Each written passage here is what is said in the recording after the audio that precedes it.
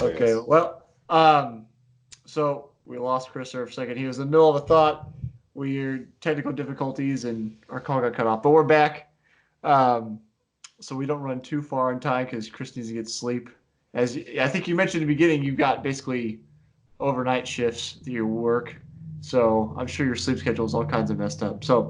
Um, so we can end our conversation here. Let's jump to Baker to Vegas, which is kind of how I got in touch with you guys. Greg, who is not your boss, kind of, is the one that originally got in touch with me, and I sent you guys some of our products last year, and then he got in touch with me this year and said, "Hey, I see you're doing the podcast, and I have a guy I'd like you to talk to."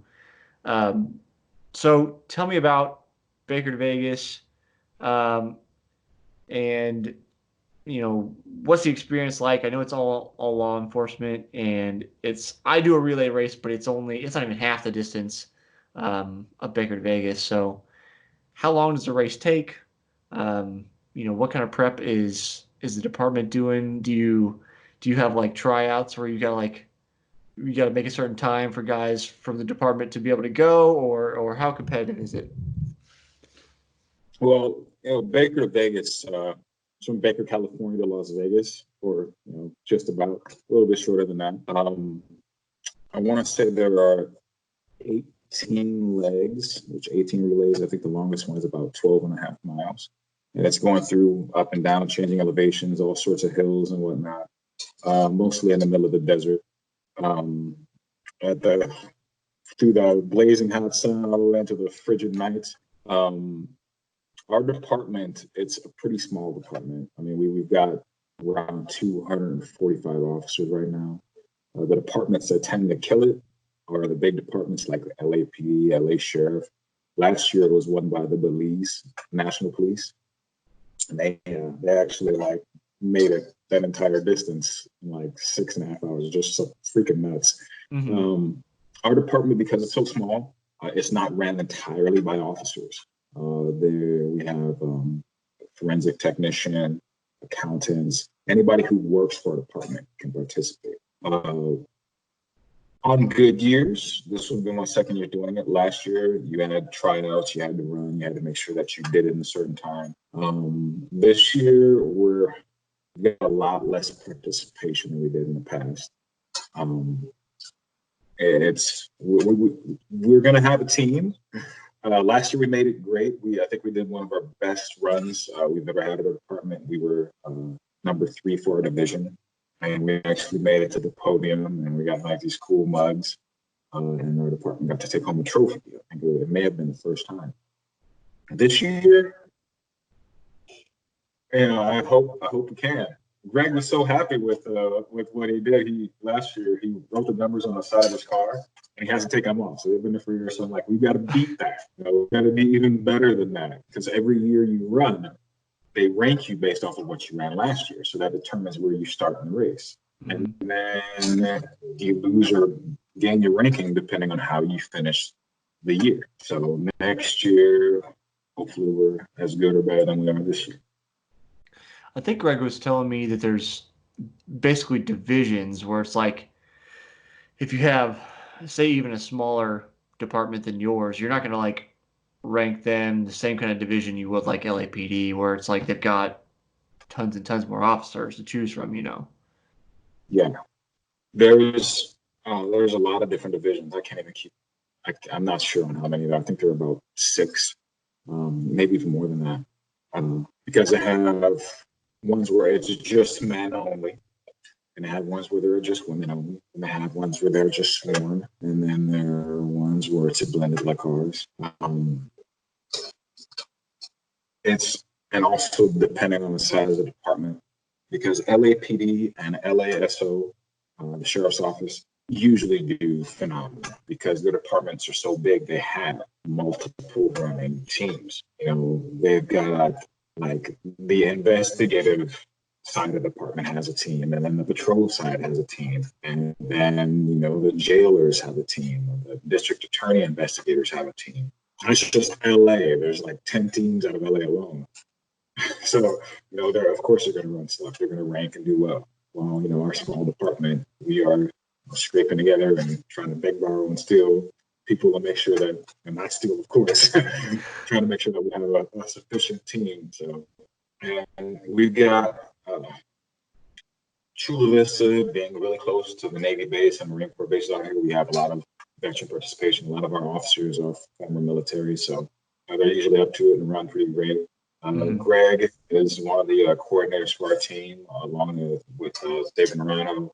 And it's, they put in so much effort behind the scenes on off days. Our training season more or less started in November. Some teams operate year round. You got to put in so many runs and then you got to try out. Greg kind of has it to where he wants we use one of the running apps, and he tries to track how many runs we do, make sure we get this many miles and this much time. I'm one of the slower guys. In fact, I was surprised I wasn't the slowest person on the team last year. I was running an elevation and I was averaging, I think somewhere around 10:40 for 5 miles, which is pretty terrible. I've done better. But there was somebody who ran it worse than I did, which was surprising. So it's, I think from us and not qualifying was like 3 seconds. Or not making the podium would have been like 3 seconds. So if I was 3 seconds slower, we wouldn't even have made the podium. So it's very difficult, very competitive, and it's a point of pride for our department because we have a rivalry with another department nearby. And the Chiefs always like, beat them, make sure you beat them. Well, for some perspective, it's 3 seconds over like 120 miles. So the margin of error is basically non-existent. Yeah, if I stopped to tie my shoe, we could have been dropped to 5th place. Yeah. So this is on the nose, but it's just curiosity. We didn't really get into your combat injury, but you have one of your legs is prosthetic on the lower half, correct? Yeah. So back in 2007, when I was in the Marine Corps, I was on a foot patrol going over a bridge, and sergeants blew the bridge up literally when I was walking across it. So the bomb went off underneath my feet. So my right leg led to being amputated below the knee. My left leg, I lost all my toes, and I've got nerve damage causing foot drop. I went running today and, ended up eating crap, which is a regular thing. It's just, I realized, it's going to happen. I'm kind of running at a disadvantage and just learn to tuck and roll and keep on going without missing the beat. But yeah, it's, I run with a cool little blade. It's a lot quicker. When I was in the academy, I wasn't able to use any of the cool running prosthetics. I had to run just as I would on patrol, which was terrible, doing 5 miles wearing essentially like a brick. It's pretty hard. But I know guys, 20, 30 years ago were the leg that I used to walk in every day was the running leg 20 years ago. So I'm still not that bad. Yeah. Well, so this is something when I first was just putting together kind of my questions and thoughts to ask you, one of the things I want to know about you is you seem to have a pretty positive attitude about just life in general. And I want to know is that an active choice you make, or is that just a default mode of being? Well, an acquaintance of mine last year made a comment that I was built to crap. I never thought about that. I grew up in foster care. Got blown up in Iraq. Had a heck of a time trying to get on with the law enforcement department. So for me, it's not worth the energy to waste feeling sorry. If somebody can do it, then I can do it just like them. And that's how I've always been. And I'm going to try to. The positivity, the positive attitude, I can say it's kind of been post-injury because I lost a lot of good friends over there in Iraq. And I understand and appreciate that they're not ever going to be able to live the life that they thought that we talked about. So I will do my best in the life that I have left to live it, to honor them and to honor my family, family members who died early. So that's kind of why I try to stay positive. My career choice, whew, it works for me. trying to stay positive, trying to see the brighter side, be able to smile. But every day is another opportunity to have a good day, and I choose to have a good day every day. No matter what, every day is good enough. You kind of touched on this, and I think about this sometimes, where it's like, whatever it is I'm doing, even if I'm not able to be the best, like I had aspirations of being a professional athlete, even though I knew that the odds of doing that are pretty low, that I wanted to pursue it because I wanted to be the best I could be. Thinking about like living up to your potential, you kind of touched on that, where it's like, well, if they can do it, I can do it. And like, you know, thinking about the friends you lost and saying, well, I'm still here, so I'm going to make the best of what I've got. Like, how do we take that idea, instill that in people, where it's like, okay, yeah, you weren't born, into a millionaire family and have all the perfect things, but you are here and you have the opportunity with some gifts that been given, whether you believe in God or not, you have these things. How do we instill that idea that it's like, put what you have to use, become the best thing that you can be, whatever that is, whether it's a professional athlete or a police officer or a teacher, like, how do we communicate that? Or in your case, like, how do you communicate that to your daughter? Well, for my daughter, it's been difficult. She's very fine. Go back in the room for me, please.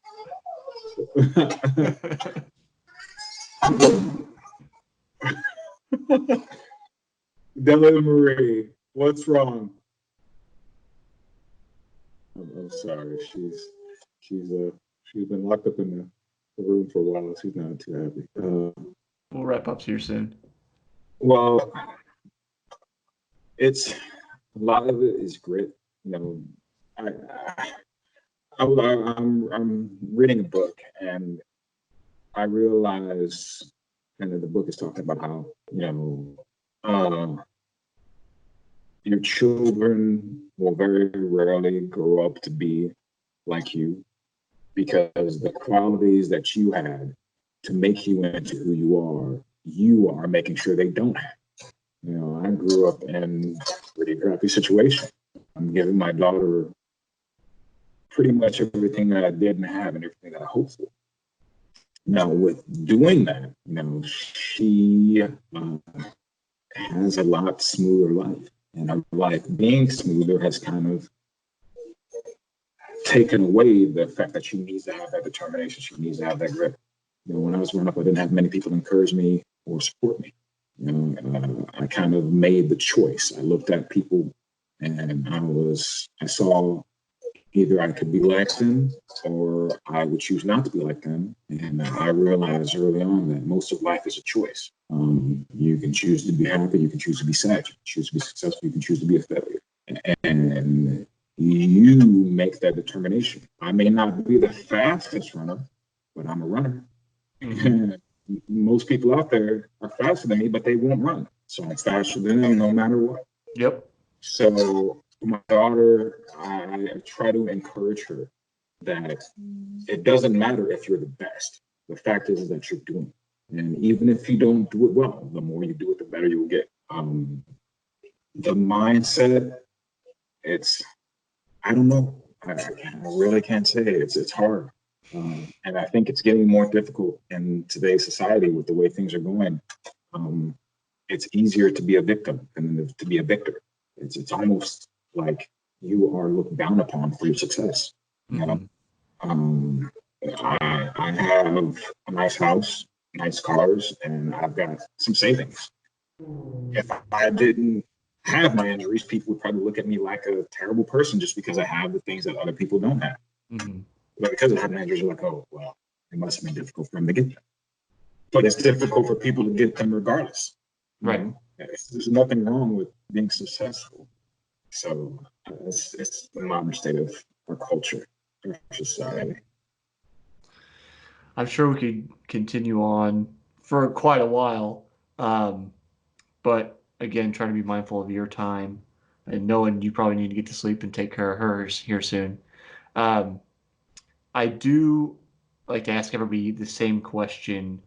And so I changed it from last year to this year. This year, I'm asking everybody a new question. And I want to know, in your opinion, what is the purpose of sport? The purpose of sport. That's a complicated question. I didn't admit this, but I should have watched your podcast in the past to get that right. For me, it pushes me to be better, to do better. It's an easy metric for me to measure my growth. For society, the grit that a lot of people aren't exposed to by their upbringing and whatnot, they face in sports. You know, you had that team that always gave you a hard time. You had to work hard. You had to build up. You had to fight figuratively. You had to fight them on the court in the field to get better. You knew that anxiety. You knew that struggle. You knew that force. You had to push yourself through it. So sport, I think, is another way for people to grow. It's almost like the fertilizer. I can, as a police officer, I appreciate my partners that were athletes because I know they know what it's like to have that pain and still push through it. They know what it's like to have that difficult moment and know, hey, I'm probably going to lose, but I'm still going to keep fighting. And by just keeping fighting, you're not going to lose. And that's who I'd rather be in a fight with. It's sport. Purpose of sport is to continue growth. Solid answer. Chris, thanks for spending time with me. If people want to kind of see what you're up to, where can they find you? I'm on Instagram, kind of. Not too terribly active on there. I just opened it up, but that's probably the best place to find me is on Instagram. C Lawrence or RoboLaw223. Good deal.